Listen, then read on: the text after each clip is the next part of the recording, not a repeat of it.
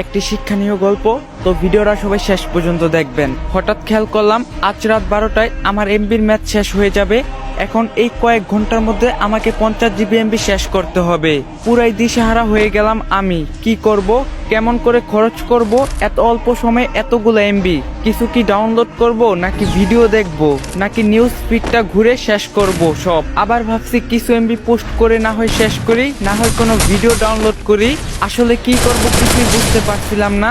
এত মূল্যবান এমবি গুলো এভাবে নষ্ট হয়ে যাবে, কোনো কাজেই আসবে না আমার। ঠিক তখনই কেন জানি আমার মনে হলো, হায় আল্লাহ, যদি আমি জানতে পারি যে আজ রাত 12টায় আমি মারা যাব, আমার হাতে তো আর মাত্র কয়েক ঘন্টা সময় আছে, তখন তাহলে আমি কি করব? নামাজ পড়ব, নাকি কোরআন তিলাওয়াত করব, নাকি নিজের গুনাহের জন্য মাফ চেয়ে নিব, নাকি মনের ইচ্ছাগুলো পূরণ করব? আচ্ছা, আপন মানুষগুলোর সাথে শেষ সময় কাটিয়ে দিলে কেমন হয়? থাক, আগে একবার দেখে নিই দেনা পাওনা কি কি আছে। ঋণের বোঝা নিয়ে কবরে না যাওয়াই ভালো। ও আল্লাহ, বলে দাও আসলে কি করব এই অল্প সময়ের মধ্যে? আসলে কি করা উচিত? আপনারাও একটু ভেবে দেখুন তো। সত্যি যদি জানতে পারেন যে এই দুনিয়ায় আজকেই আপনার শেষ দিন, তখন আপনি কি করবেন? কি করে আপনার মহামূল্যবান সময়টাকে নিজের রবের সন্তুষ্টির পথে বানাবেন?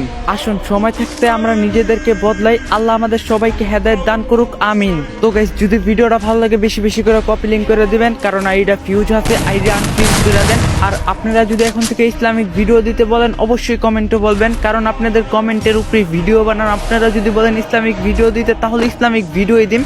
তো আর কথা বাড়াইলাম না, ভিডিওটা বেশি বেশি করে কপি লিঙ্ক করে দেন। তো আজকের ভিডিও এই পর্যন্তই ছিল। সবাই ভালো থাকবেন, সুস্থ থাকবেন। আল্লাহ হাফেজ।